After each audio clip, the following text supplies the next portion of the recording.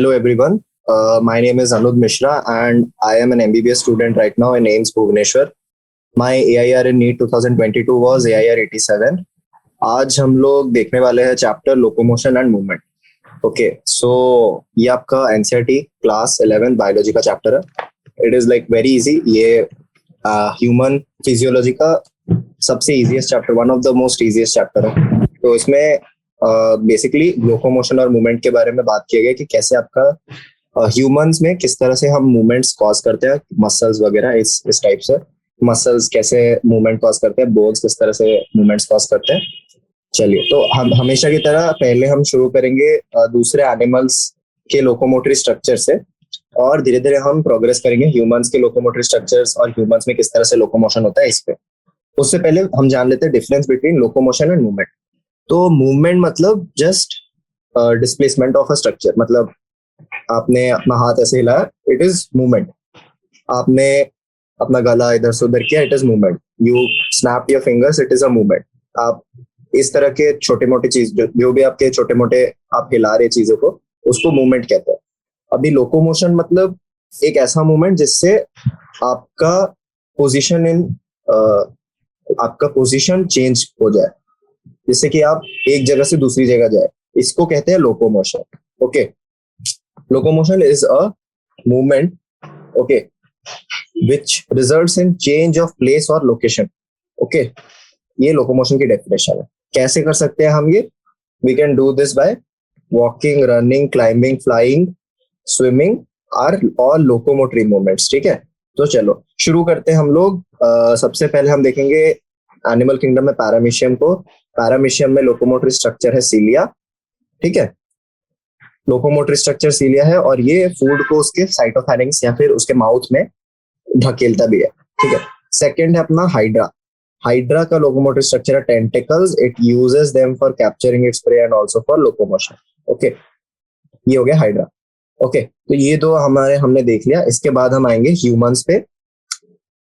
Humans में जो sales है, देखिए हर चीज सेल्स में जो भी आप मूवमेंट कर रहे हैं, लोकोमोशन कर रहे हैं, ये या फिर आप रेस्पिरेशन कर रहे हैं, ये सारी चीजें जो हम पढ़ रहे हैं ये एक्चुअली हो रही है सेल में. इसको हम अगर रेस्पिरेशन कर रहे हैं तो सेल भी रेस्पिरेशन कर रहा है. हम अगर मूवमेंट कर रहे हैं, सेल भी मूवमेंट कर रहा है. तो अगर ह्यूमन बॉडी में मूवमेंट की बात करें तो सेल्स 3 टाइप्स के मूवमेंट एग्जिबिट करते हैं. ठीक है, अमीबॉइड, सिलियरी, मस्कुलर. तीनों को डिस्कस करते हैं. ठीक है, अमीबॉइड मूवमेंट मतलब सूडोपोडिया, मतलब movement from one place to another through pseudopodia. ठीक है, अमीबा जैसे आपने देखा है ना, माइक्रोस्कोप में अमीबा देखा होगा, वो किस तरह से ऐसे स्क्विशी जेली की तरह रहता है और उस तरह से मूवमेंट करता है. Some cells in our body like macrophage and leucocyte, WBC cells amoeboid movement show करते हैं. ठीक है, सूडोपोडिया फॉर्म करते हैं बाय हाउ. सूडोपोडिया किस तरह से फॉर्म करते हैं? Streaming of protoplasm. ठीक है, and cytoskeletal elements are involve. ये हो गया आपका पहला अमीबॉइड मूवमेंट. सेकेंड है आपका सिलियरी मूवमेंट. सिलियरी मूवमेंट मतलब सीलिया का मूवमेंट. सीलिया का मूवमेंट कहाँ पे दिखते हैं? Internal tubular organs which are lined by ciliated epithelium. ठीक है, अभी इससे क्या होगा? Removing dust particles. ठीक है, पैसेज ऑफ ओवा. ठीक है, ये सब सीलियरी मूवमेंट से कॉज होता है कि आपके डस्ट पार्टिकल्स. तो सीलियरी मूवमेंट से क्या क्या हो सकता है? आपका डस्ट पार्टिकल आप ट्रेकिया से निकाल सकते हैं. आपके बेसिकली जो नेजल एपिथेलियम है वहां पे सीलिया होता है. दूसरा आपका फेलोपियन ट्यूब और इधर यूट्रस में भी सीलिया प्रेजेंट होता है. तो जो ओवम है उसको यूट्रस तक लेके जाने में हेल्प करता है सीलिया. ये हो गया आपका सीलियरी मूवमेंट. थर्ड है जो आप रोज देखते हैं, मस्कुलर मूवमेंट. ठीक है, मूवमेंट ऑफ लिम्ब वगैरह, जो आपका हाथ पैर हिला रहे हैं, जो भी आप कर रहे हैं, मूव कर रहे हैं, ये मस्कुलर मूवमेंट आता है. ठीक है, ये क्यों आता है? Contractile property of muscles are effectively used for locomotion and other movements. तो मेन इसमें फैक्टर क्या है? Contractile property. जैसे कि सूडोपोडिया, आपका अमीबॉइड में मेन क्या था? Streaming of protoplasm, pseudopodia formation. ठीक है, चलिए ये हो गया आपके टाइप ऑफ मूवमेंट्स. आगे बढ़ते हैं मसल में. मसल, देखो मसल पढ़ने से पहले आपको एनसीईआरटी सीलिया और फ्लैजेला के बारे में बताता है. ठीक है, कि सीलिया और फ्लैजेला सेल मेम्ब्रेन से निकलते हैं. फ्लैजेला स्पर्म के स्विमिंग या फिर यूग्लिना में पाया जाता है. ये एक बड़ा सा स्ट्रक्चर होता है, ऐसे विप की तरह स्विमिंग में हेल्प करता है. और सीलिया भी हमने देखा ही है. फिर आते हैं हम मसल पे. ठीक है, muscle is a specialised tissue of mesodermal origin. ठीक है, ये याद रखना, मेसोडर्मल होते हैं सारे मसल्स, मेसोडर्मल होते हैं except your eye muscles. Eye muscle जो आंख में होते हैं वो एक्चुअली एक्टोडर्मल होते हैं। ठीक है, चलिए। About 40 to 50% of body weight muscles से होता है, तो ये पता ही होगा। Muscle have been classified using different criteria, पर हम लोग किस तरह से क्लासिफाई करेंगे? Based on the location. ठीक है, किस पे? लोकेशन, ये याद रखना। स्केलेटल, विसरल और स्केलेटल, विसरल और cardiac muscles, based on the location हम इन तीन तरह के मसल्स को क्लासिफाई कर सकते हैं। सबसे पहले आते हैं स्केलेटल मसल पे। स्केलेटल मसल नाम से पता चलता है कहाँ पे होंगे, बोन्स के अराउंड। ठीक है, बोन्स के अराउंड होंगे। इनके प्रॉपर्टीज क्या है? Around skeletal components they have a striped appearance under microscope, striated कहते हैं इनको। Their activities are voluntary. ठीक है, they are known as voluntary. They are involved in locomotory actions and changes in body posture. तो ये 1 2 3 4 4 point आपके आगे skeletal muscle के।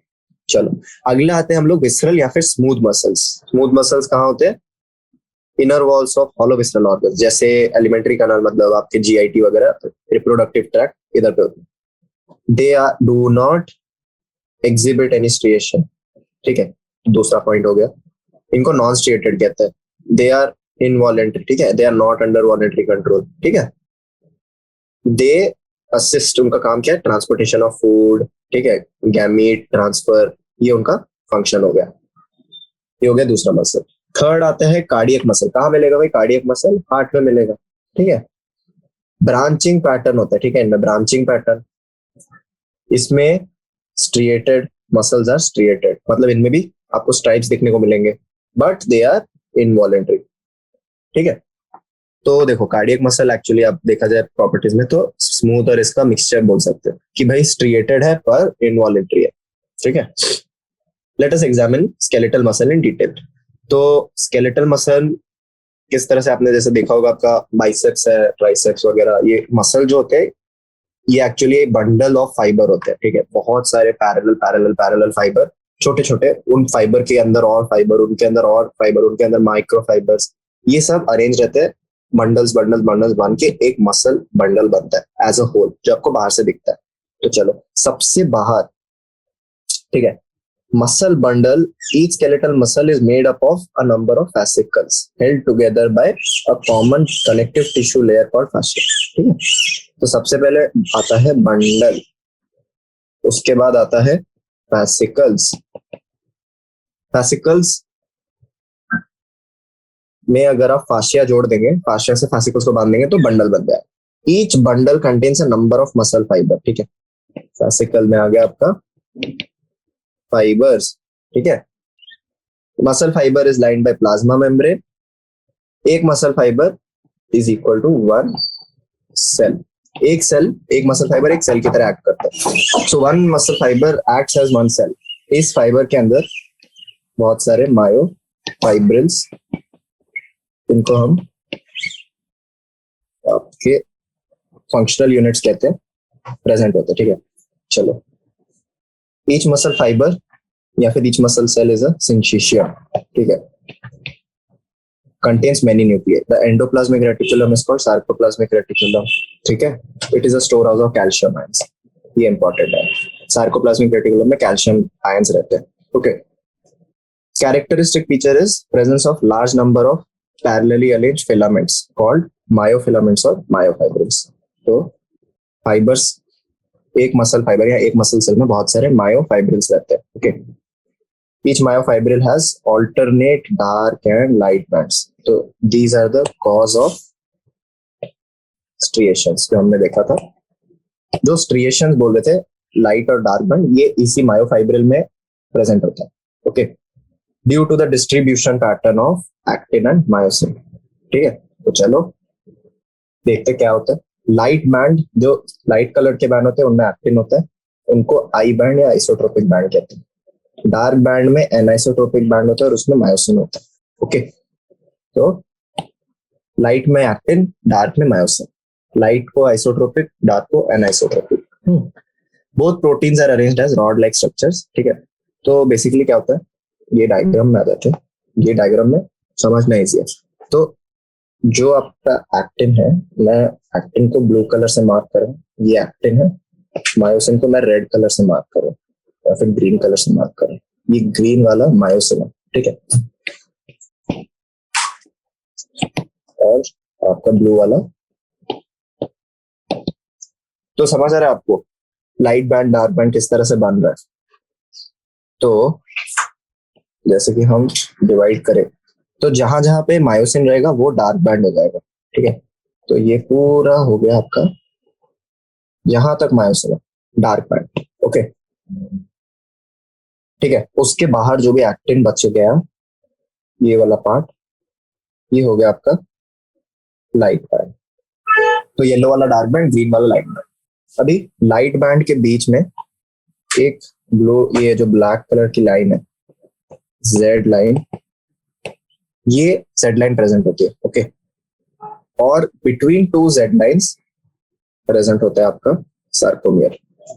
तो ये बेसिकली स्ट्रक्चर है कि एक एक्टिन, एक उसके ऊपर एक्टिन, एक्टिन, दो एक्टिन ऐसे, नीचे मायोसिन है, ऐसे बहुत सारे पैरेलली अरेंज्ड है। इनके सारे एक्टिन फाइबर्स जेड बैंड से अटैच्ड है, और दो जेड बैंड के बीच में जितने भी स्ट्रक्चर्स है उनको वन एक सार्कोमियर बताते हैं।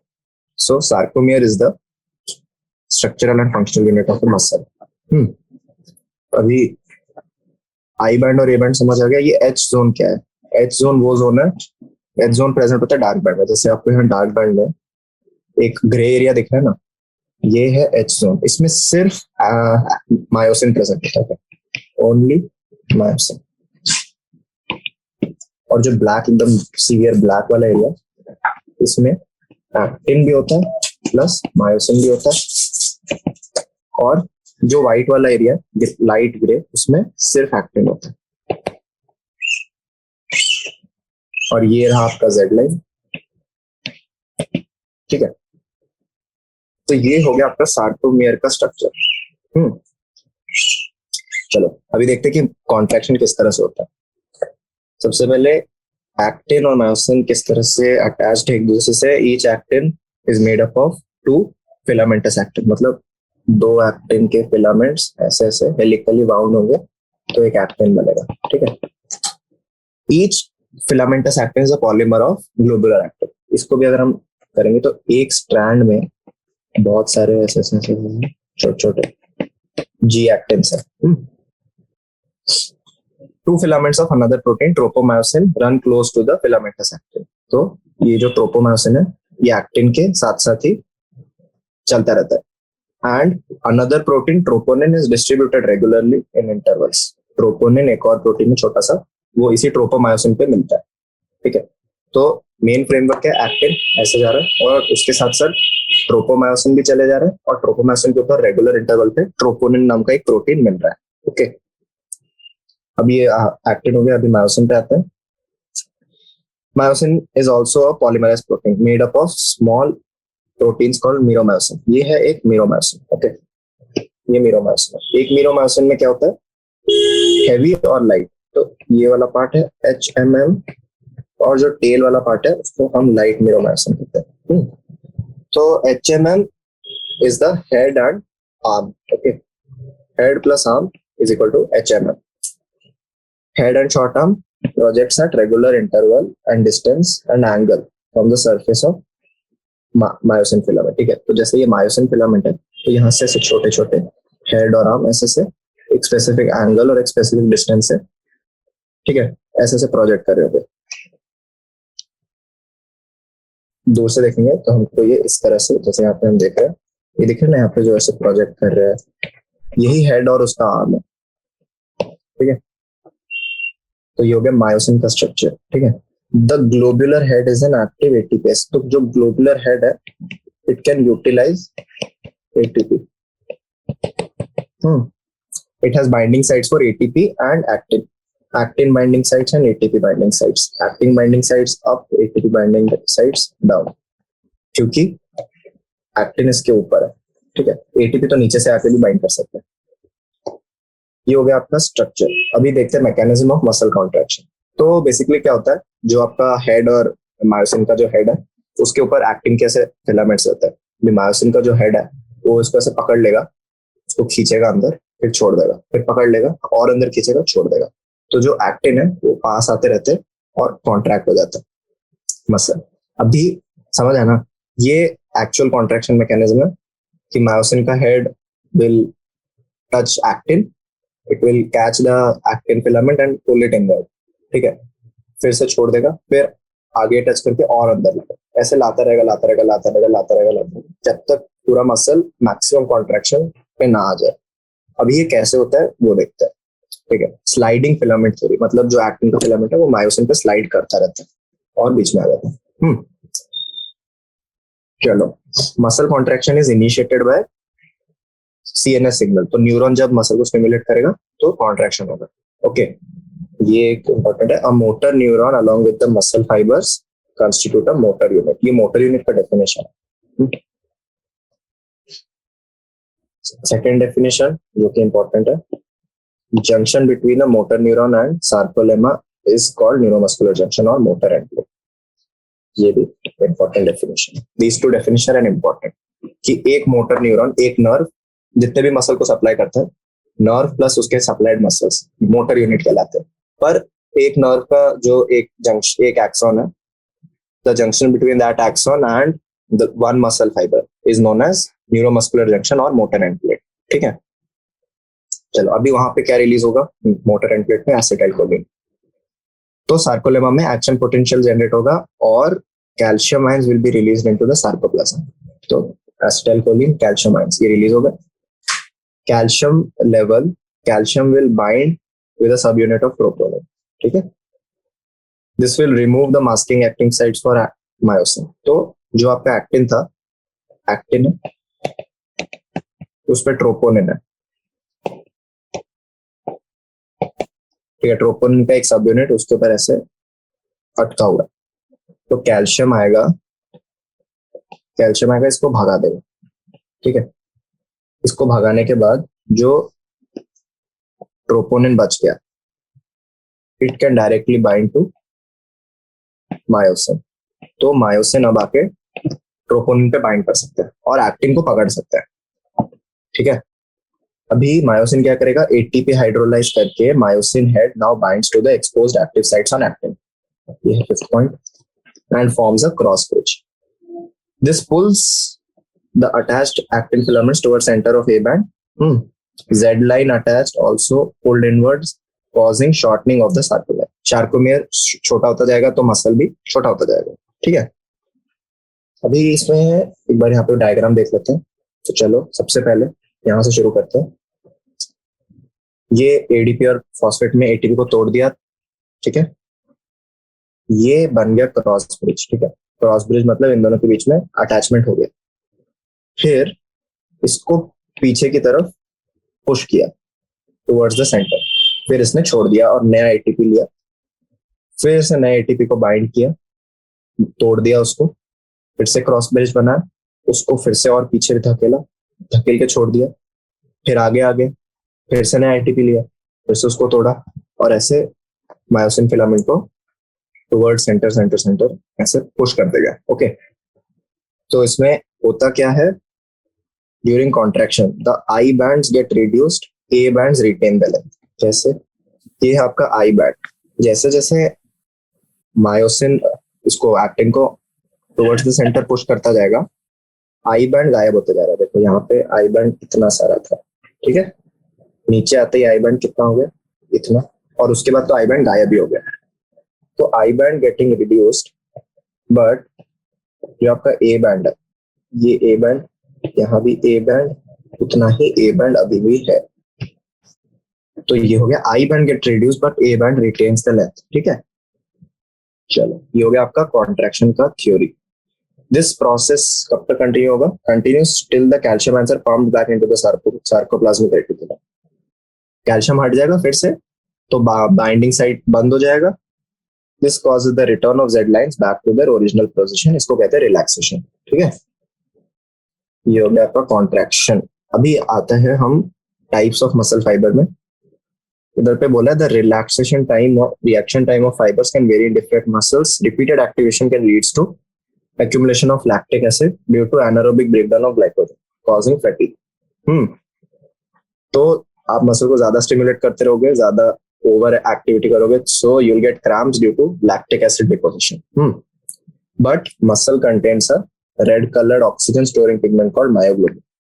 ठीक है.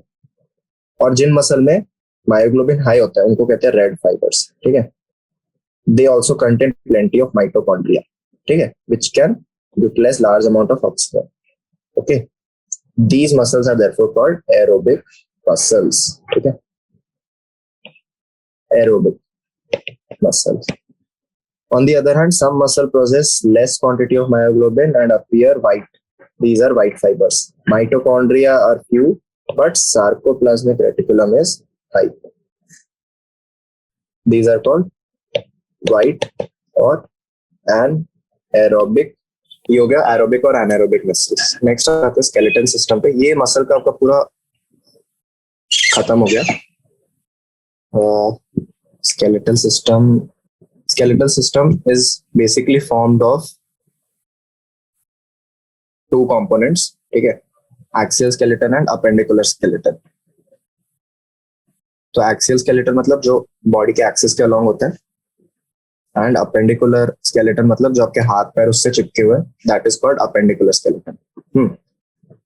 एक्सियल स्केलेटन, टोटल आपके बोन्स कितने? 206 bones and a few cartilage. ठीक है. Axial skeleton comprises of 80 bones, rest 126 bone appendicular skeleton है. और एक्सियल स्केलेटन के पार्ट में क्या क्या था? Skull, vertebral column, sternum, ribs. ये चार चीजें आती हैं. पहले हम पढ़ेंगे स्कल. स्कल में दो तरह के बोन होते हैं, क्रेनियम और फेस. क्रेनियम मतलब ये हेड और फेस मतलब फेशियल बोन्स. तो क्रेनियल और फेशियल बोन टोटल मिला के 22 बोन्स. क्रेनियल बोन्स आर 8, हाँ, एंड फेशियल बोन्स आर 40. ठीक है, चलो ये हो गया 22 क्रेनियल बोन, 22 आपके स्कल के बोन्स. इसके अलावा कुछ एक्स्ट्रा बोन्स होते हैं. एक U shape bone hyoid is present at the base of buccal cavity. ठीक है, इसको भी स्कल में इंक्लूड करते हैं. और ईयर ऑसिकल, जो ईयर के अंदर बोन है 3, इधर पे 3, इधर पे 3, 6, प्लस आपका हायोइड बोन, 7 एक्स्ट्रा बोन्स हम ऐड करते हैं. चलो, स्कल वर्टिब्रल कॉलम से कनेक्टेड होता है. अभी आते हैं वर्टिब्रल कॉलम.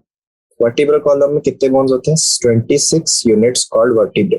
ठीक है, तो 26 बोन्स का ऐसे मिलके वर्टिब्रे, एक वर्टिब्रल कॉलम बनता है. First vertebra is Atlas. It articulates with the, आपके हेड में ऑक्सीपिटल बोन के कॉन्डाइल्स, आपके हेड का, आपका जो स्कल है ना, उसमें नीचे एक बोन होता है. ठीक है, ये है ऑक्सीपिटल बोन. सबसे नीचे ये वाला बोन ऑक्सीपिटल बोन है, और इसके जस्ट नीचे एक स्ट्रक्चर होता है, इसको ऑक्सीपिटल कॉन्डाइल कहते हैं. तो आपका जो वर्टिब्रल कॉलम का पहला वर्टिब्रा है, ये इसी से अटैच होता है. Okay. Vertebral column is differentiated into 7 cervical, 12 thoracic, 5 lumbar, 1 sacral and 1 coccyx. ठीक है, इसी तरह से 26 वर्टिब्रे हम डिवाइड करते हैं. ठीक है, 7, 12, 5, 1, 1. हाँ, इधर एक इंपॉर्टेंट कैरेक्टरिस्टिक लिखा है कि सर्वाइकल वर्टिब्रा 7 होते हैं. ऑलमोस्ट ऑल मैमल्स, ऑलमोस्ट सारे मैमल्स में 7 सर्वाइकल वर्टिब्रे होते हैं. ठीक है. नेक्स्ट है स्टर्नम. स्टर्नम आपके रिब्स को, रिब्स आते हैं पीछे से और यहाँ से, और बीच में स्टर्नम में आके जुड़ते हैं. तो sternum is a flat bone on the ventral midline of thorax. चलो अभी रिब्स आते हैं 12 पेयर, मतलब टोटल कितने? 24 रिब्स हो गए. ठीक है, और ईच रिब, सारे रिब्स डायरेक्टली स्टर्नम को अटैच नहीं करते. ठीक है, सिर्फ ट्रू रिब्स स्टर्नम को अटैच करते हैं, क्योंकि है 7. फर्स्ट 7 रिब्स डायरेक्टली स्टर्नम को अटैच करेंगे, फिर फॉल्स रिब आएंगे और फ्लोटिंग रिब्स आएंगे. तो 7 तक तो स्टर्नम को अटैच कर लिया, 8, 9, 10 7th रिब को जाके अटैच करेंगे. ठीक है, और 11th और 12th किसी को अटैच नहीं करते, सिर्फ वर्टिब्रल कॉलम से ऐसे झूल के वो बाहर निकले रहते हैं. तो टोटल आप क्या बताएंगे? 7 pair of true ribs, 3 pair of false ribs and 2 pair of floating ribs. ठीक है, नेक्स्ट आते हैं आपके appendicular skeleton. Each limb is made up of 30 bones. ठीक है, बोन्स ऑफ हैंड, तो ये हैंड के बोन्स है. कौन से बोन्स आते हैं आपके? पहले तो चलो सबसे ऊपर आएगा आपका, अच्छा आपके जो हैंड है वो आपके एक्सिल स्केलेटन से किस तरह से जुड़ा रहता है? Girdle bones. ठीक है, इनको कहते हैं गर्डल. पहले वो पढ़ लेते हैं, पेक्टोरल और पेल्विक गर्डल. पेक्टोरल गर्डल मतलब हाथ को जोड़ने वाला गर्डल, और पेल्विक गर्डल मतलब जो पैर को जोड़ेगा। तो पेक्टोरल गर्डल में दो बोन्स होते हैं, क्लैविकल और स्कैपुला। तो स्कैपुला और क्लैविकल पेक्टोरल गर्डल में आता है, इधर पे दो इधर पे दो, 4 बोन हो गए, ठीक है। और पेल्विक गर्डल में सिर्फ आपका हिप बोन आएगा, इधर पे एक हिप बोन और इधर पे एक हिप बोन, 2 हिप बोन जिनके एक पेल्विक गर्डल बनेंगे, ठीक है। चलो अब आते हैं हैंड में, सॉरी आपका जो अपर लिम्ब है, अपर लिम्ब में क्लैविकल और स्कैपुला आपके गर्डल बन गया, और लिम्ब शुरू होता है ह्यूमरस से।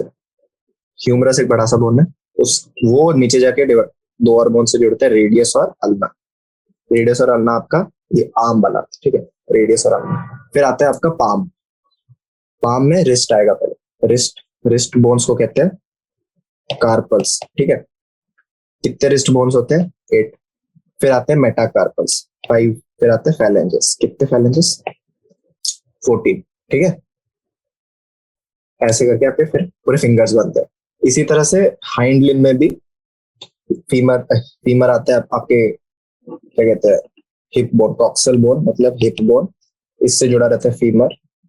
फीमर के नीचे आते हैं टीबिया और फिबुला, जैसे रेडियस और अल्ना आ रहे थे। कार्पल्स की जगह आते हैं टार्सल्स, 7 टार्सल्स, मेटाटार्सल 5 और फैलेंजेस 14। यहाँ पे एक एक्स्ट्रा बोन इधर पे है पाटेला, जिसको हम नी कैप कहते हैं। तो टोटल 30 120 बोन्स हो गए, ठीक है, आपके दोनों इसमें। और जो आपके ईयर ऑसिकल के 6 बोन मिला के 80 प्लस 120 प्लस ईयर ऑसिकल वाले बोन्स मिला के आपके टोटल हो गए 126 बोन्स, ठीक है। चलो, each pectoral girdle consists of clavicle and scapula. Scapula is a triangular flat bone, and the dorsal flat triangular body has a elevated ridge called the spine, ठीक है। तो स्कैपुला, ये मैं बना के दिखाता हूँ, ये है स्कैपुला ट्रायंगल। इसका जो पीछे वाला सरफेस है डोर्सल वाला, मतलब अभी तो आपको वेंट्रल दिखा है, इसके पीछे से देखते देखते उधर पे एक ऐसे उठा हुआ सा रहता है रिज, ठीक है, इसको कहते हैं स्पाइन। ये स्पाइन थोड़ा ऊपर प्रोजेक्ट करता है ऐसे, ठीक है, इस तरह से स्पाइन थोड़ा बाहर की तरफ प्रोजेक्ट करता है, projects as a flat process called acromion. Clavicle articulates with the acromion, ठीक है। इसी एक्रोमियन के ऊपर क्लैविकल आके अटैच करेगा और नीचे ह्यूमरस आके अटैच करेगा। Below there is a depression called glenoid cavity which articulates with the head of humerus. Pelvic girdle consists of 2 coxal bones. Each coxal bone is formed by fusion of 3 more bones, ilium, ischium और pubis. At the point of fusion, एक cavity है जिसमें आके femur attach करेगा। Okay, चलो आगे बढ़ते हैं। जॉइंट्स, जॉइंट्स मतलब 2 बोन्स के बीच में जॉइंट्स। टाइप्स ऑफ जॉइंट्स पढ़ते हैं। सबसे पहले fibrous joint, no movement, do not allow any movement, ठीक है। एग्जाम्पल फ्लैट स्कल बोन्स, ठीक है। नेक्स्ट है कार्टिलेजिनस जॉइंट, इसमें थोड़ा थोड़ा मूवमेंट हो सकता है। जॉइंट्स के बीच में अगर कार्टिलेज रखेंगे तो थोड़ा सा बेंड कर सकते हैं, ठीक है। जॉइंट्स बिटवीन एडजेसेंट वर्टिब्रा, ठीक है, limited movements, and example is joint between adjacent vertebra. Next आता है साइनोवियल जॉइंट, इसमें 2 बोन के बीच में पानी भरा रहता है, साइनोवियल फ्लूइड। एक साइनोवियल सैक, ये तो जॉइंट कैप्सूल है, ये साइनोवियल फ्लूइड, ये कैप्सूल। इस जॉइंट में देखो 2 बोन्स के बीच में फ्लूइड अगर आप भरोगे तो आराम से वो मूव कर पाएंगे। तो this presence of fluid filled synovial cavity between articulating surface considerable movement allow करते हैं, हेल्प इन लोकोमोशन, ठीक है। एग्जांपल है ball and socket joint, pectoral girdle, हाइंज joint, gliding joint, saddle joint, ठीक है। ये सारे इसके एग्जांपल्स हो गए। नेक्स्ट आते हैं disorders of muscular and skeletal system. पहला डिसऑर्डर है माइस्थेनिया ग्रेविस, इंपॉर्टेंट है, ऑटो इम्यून डिसऑर्डर, ठीक है। किसको अफेक्ट कर रहा है? Neuromuscular junction. हमने बताया था ना कि जहां पे एक्सॉन जाके मसल से मिलता है उसको न्यूरोमस्कुलर जंक्शन या फिर मोटर एंड कहते हैं। इसमें क्या होगा? फैटीग मतलब थकान, weakening and paralysis of skeletal muscle. Amitabh Bachchan को माइस्थेनिया ग्रेविस है, ओके, ऐसे याद रख सकते हैं। नेक्स्ट है मस्कुलर डिस्ट्रॉफी। डिस्ट्रॉफी मतलब डीजेनरेशन, तो मस्कुलर डिस्ट्रॉफी मतलब मसल का डीजेनरेशन। इसका कॉज याद रखना, जेनेटिक डिसऑर्डर में होता है। नेक्स्ट है tetany. Tetany is rapid spasms due to low calcium. Tetany और टेटनस में डिफरेंस क्या है? Tetani and tetanus. टेटनस मतलब जो आपका माइको बैक्टीरियम, सॉरी, जो आपका बैक्टीरिया है क्लोस्ट्रीडियम टेटनी. क्लोस्ट्रीडियम टेटनी एक टॉक्सिक सब्सटेंस रिलीज करता है ब्लड में, जो कि आपके मसल स्पैज्म कॉज करता है. ये टेटनस है. और टेटनी में कैल्शियम कम है, तो कॉन्ट्रैक्शन हो रहा है पर रिलैक्स नहीं कर पा रहे, तो मसल कॉन्ट्रैक्टेड ही रह रहा है. ये है टेटनी और टेटनस में डिफरेंस. उधर पे टेटनस में एक बैक्टीरिया की वजह से हो रहा है, टेटनी लो कैल्शियम की वजह से हो रहा है. Okay. Arthritis, inflammation of joint, मतलब जॉइंट्स में दर्द वगैरह जो होता है उसको आर्थराइटिस कहते हैं. ऑस्टियोपोरोसिस मतलब बोन्स में decrease bone mass, increase chances of fracture, मतलब बोन्स में छोटे छोटे छेद हो जाएंगे, पोर्स हो जाएंगे. ठीक है. इसका मेन कॉज है विमेन में डिक्रीज लेवल ऑफ एस्ट्रोजन. तो मीनोपॉज आप 12th में जाके पढ़ोगे. मीनोपॉज के बाद जब एस्ट्रोजन लेवल कम हो जाता है तो there is chance of osteoporosis and fracture बढ़ने लगते हैं. तो ओल्ड विमेन में ऑस्टियोपोरोसिस ज्यादा रहता है और फ्रैक्चर्स के चांस ज्यादा रहते हैं, इसलिए उनको कैल्शियम लेना चाहिए. चलिए, लास्ट है गाउट. गाउट मतलब जो आपके जॉइंट्स में यूरिक एसिड क्रिस्टल्स डिपॉजिट होंगे तो दर्द होगा. Inflammation due to accumulation of uric acid crystals. चलो आते हैं एक्सरसाइज में. Draw diagram of sarcomere showing different regions. इसका आंसर ऊपर दे रखा है. काफी अच्छा डायग्राम हमने देखा था. ये वाला डायग्राम, ये है आंसर 1. यही वाला डायग्राम को बनाना है, ए बैंड आई बैंड. या फिर आप ये वाला डायग्राम भी बना सकते हो, ये वाला डायग्राम भी बना सकते हो. ये सार्कोमियर का डायग्राम हो गया. Define sliding filament theory of muscle contraction. हमने अभी ऊपर देखा था. स्लाइडिंग फिलामेंट थ्योरी क्या है कि मायोसिन एटीपी हाइड्रोलाइज करता है. ठीक है. उसके बाद एक्टिन से चिपक जाता है. यहाँ पे कैल्शियम की वजह से एक्टिन का बाइंडिंग सेट खुल गया, तो मायोसिन चिपक जाता है. एटीपी हाइड्रोलाइज करके उसको पीछे पुश करता है, फिर शांत हो जाता है. फिर से नया एटीपी आता है, फिर से चिपक जाता है और पीछे पुश करता है. ऐसे स्लाइड करते करते कॉन्ट्रैक्शन होता है. ये ऊपर दिया रखा है, इसको आप आराम से थ्योरी से देख के लिख सकते हैं. Next, describe the important steps in muscle contraction. तो क्या स्टेप्स थे? हमने देखा था कि सबसे पहले calcium increase, removal of binding sites on actin, actin में बाइंडिंग साइट्स खुल जाएंगे. उसके बाद myosin plus ATP bind to actin and pull it. Repeat. ये सब इंपॉर्टेंट स्टेप्स है. ठीक है. राइट, ट्रू और फॉल्स. हाँ, actin is present in thin filament. Thin filament actin नहीं होता. True. H zone of striated muscle represents both thin and thick. नहीं, एच जोन में तो सिर्फ मायोसिन होता है. ठीक है, ये तो गलत है, ये फॉल्स है. Human skeleton has 206 bones. True. There are 11 pairs of ribs in man. This is false. There are 12 pair of ribs in man. Sternum is present on the ventral side. Front में, तो ये true है, सही बोला. Write the difference between actin and myosin. तो actin and myosin. Actin किससे बना है? F actin. Myosin किससे बना है? HMM and light myosin. ठीक है. Actin is thin, thick, myosin thick होता है. Actin no ATP site, myosin ATP को यूज कर सकता है. ठीक है. Actin is present in I band, myosin is present in A band. ये हो गया एक्टिन और मायोसिन के बीच में difference. Red and white muscle. Red and white. तो रेड मसल में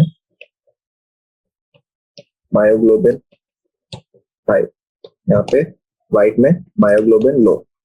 रेड में माइटोकॉन्ड्रिया हाई, व्हाइट में mitochondria low.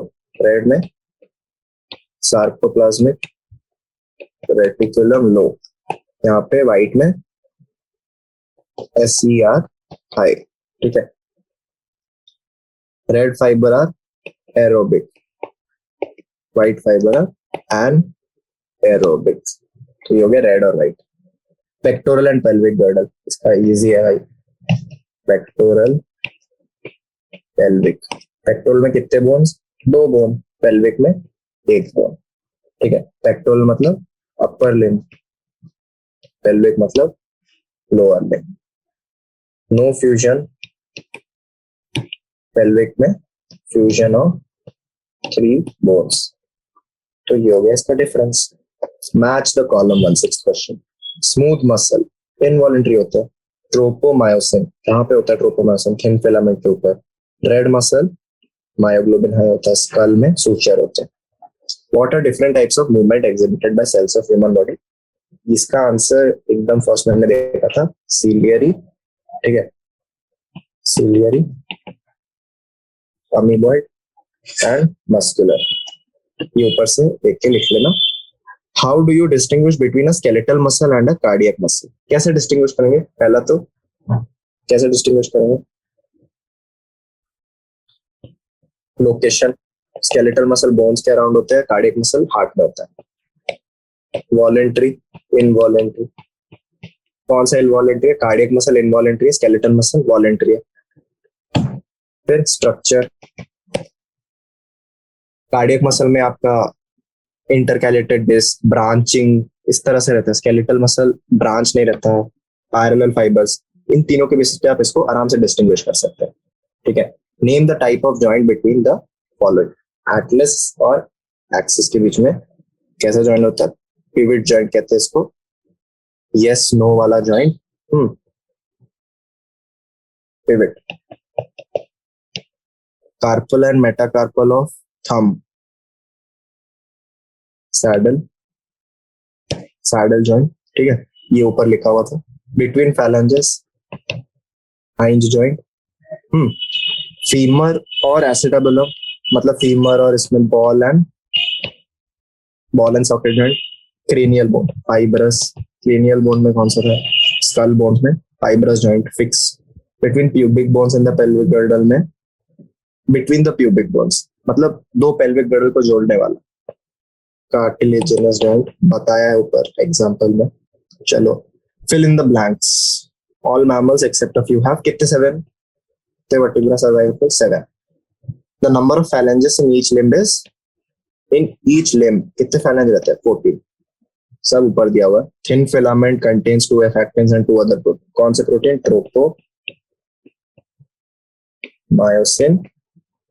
and troponin. Tropomyosin and troponin. In a muscle fiber, calcium is stored in sarcoplasmic reticulum. Dash and dash pair of ribs are called floating rib. 11 and 12 last के 2. Human cranium कितने bone से बना था? 14 bones. Sorry cranium तो 8 bone से बना. चलो. So this was the end of it. See you next time. Thank you.